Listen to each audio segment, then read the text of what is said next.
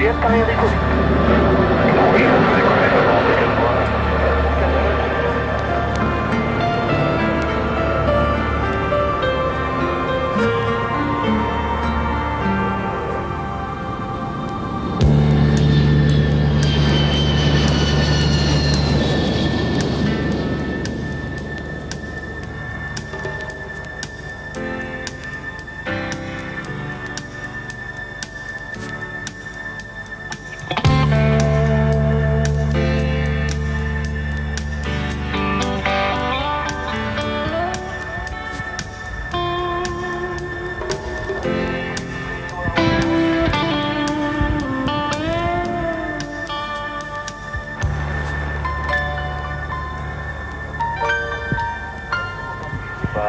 on approche du seuil, ATR 373. En 1970, la croissance du transport aérien fait apparaître des phénomènes de saturation. Saturation de plateformes, saturation de secteurs de contrôle ou encore saturation d'itinéraires. Ceci amène des restrictions de trafic d'une manière anarchique. Solaire Inter 1624 Fox Zulu, bonjour, c'est dégagé. Air Inter Fox Zulu, bonjour, Tango 3, le parking. Tango 3.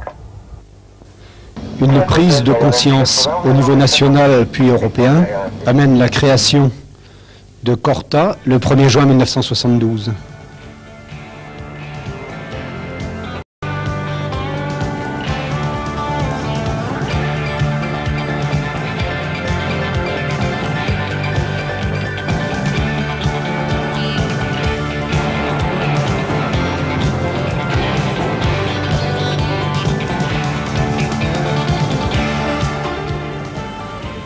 Les buts de la Corta sont d'adapter la demande à la capacité du moment, de gérer cette capacité et de couvrir les dépassements de ladite capacité.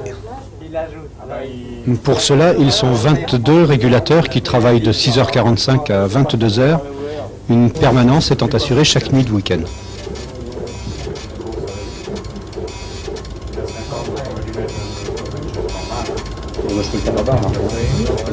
Bonjour, c'est la Corta. Maintenant, tu me passes le papier. C'est au sujet de votre Inter 898, je crois, sur Londres. Bon, alors, pour un départ à l'heure... Attendez, je ne sais plus ce qu'il avait demandé. Parce que je l'ai... Voilà, ben alors c'est bon, hein, 17h55. Attendez, je Le point de départ est d'avoir une seule action par vol, c'est-à-dire une seule limitation, ou bien de proposer une route alternative sur laquelle le trafic est plus fluide. Ok. Voilà, le 842 donc à l'heure aussi. Et attends, il faut que je bloque... Qu'est-ce que c'est qui va où, pardon? Écoute, je crois qu'il a intérêt à passer à 180, sinon il prend 1h30. Non, non, tu replanifies. Alors, il fait Toulouse, Golf, Bravo Echo lui aussi. Pour un trajet demandé sur le plan de vol, seront étudiées les différentes étapes. L'aéroport où la demande de départ pour être supérieure à la capacité sera astreint à une première limitation. Puis les centres concernés ou encore les secteurs de contrôle sensibles et l'aéroport d'arrivée. Donc une limitation de trafic sera établie pour chaque portion du vol. 1 par 15 minutes, 2 par 15 minutes, etc.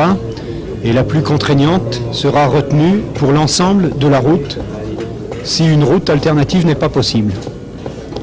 Ceci explique que seul Corta peut lever une limitation.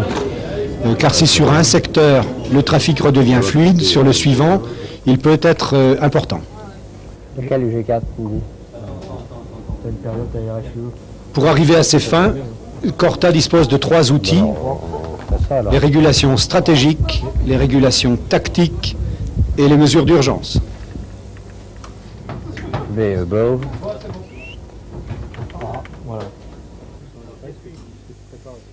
Ben là, je suis en train de mettre en place les régulations tactiques, donc les régulations qui seront mises en place en fonction des capacités des centres, c'est-à-dire que lorsqu'on suppose que les capacités vont être dépassées, on met en place une régulation. Au point de vue outils, il y a les outils disons que tout le monde connaît, c'est-à-dire les ALSEC, c'est-à-dire le comptage tout simple des mouvements. Donc les ALSEC sont des choses qui sont des éléments de trafic réels mais passés, bien entendu. Pour étayer les chiffres ALSEC, on a également les Stat6, ce qu'on appelle les Stat6, c'est-à-dire qui permettent d'avoir une idée des provenances de l'alimentation. C'est-à-dire que pour un secteur donné, on aura les origines des avions. Par exemple pour la TH, on a une partie qui décolle d'Orly, une partie qui décolle de Brest, mais dans l'absolu, on ne le saurait pas. Donc avec les Stat6, on a une meilleure finesse. Donc également, on a d'autres outils pour... on a également la DBE qui nous envoie... la DBE, c'est la Data Bank européenne, qui nous envoie les prévisions. C'est-à-dire que les compagnies envoient à la DBE leurs intentions de vol. Et avec ça, on utilise ces chiffres pour nous donner une tendance. Ce qui permet, si tu veux, d'après le trafic réel passé, en fonction de ce que nous donne la DBE, on ajuste.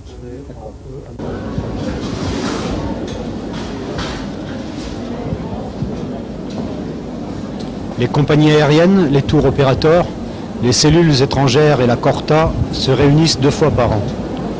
En fonction des prévisions de voyage, des destinations touristiques et des statistiques, sont mis à jour les grands flux de trafic, d'où découle l'établissement des régulations stratégiques et donc la mise en place d'orientations de trafic pour la saison à venir. Yes, Cortin, it's for midday conference. You are ready? Les régulations tactiques sont préparées chaque jour lors de l'audioconférence à 14 h. Les cellules de Londres, Madrid, Milan et Francfort font état de la capacité de leurs espaces. You are on reserve. Et connaissant la capacité de chaque centre français, un contrôleur de la Corta établit les messages de régulation qui seront publiés vers 20 h chaque jour pour le lendemain. Bon, alors après avoir préparé les mesures de régulation, il faut envoyer les messages de régulation qui correspondent à chaque préparation, à chaque régulation, à savoir informer les usagers, les compagnies et des mesures qu'on a mises en place. La rédaction est prête, il suffit de l'envoyer et il transite directement par le SFTA et on a une copie nous en retour de ce qu'on a envoyé. Par exemple, à Lyon, l'hiver, la capacité du terrain est faible car le brouillard impose une cadence d'atterrissage très large. Lorsque le brouillard se lève, on pourrait imaginer que la régulation devient inutile. Ceci est vrai pour le contrôle d'approche, mais pas pour les secteurs adjacents qui pourraient saturer. Aussi, une nouvelle régulation sera mise en place afin de protéger ces secteurs. Seul Corta, connaissant tous les paramètres, peut le faire.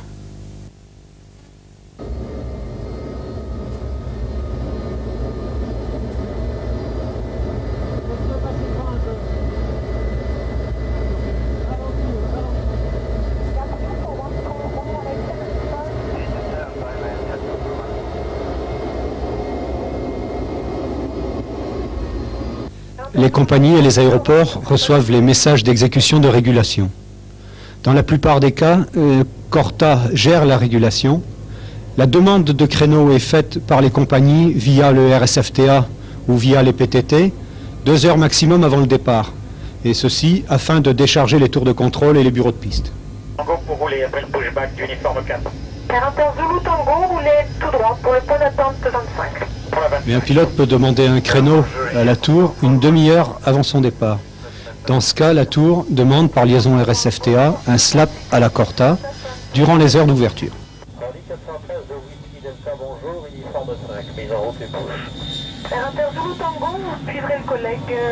Les tours étant responsables du respect des créneaux, elles imposent aux appareils des délais de mise en route.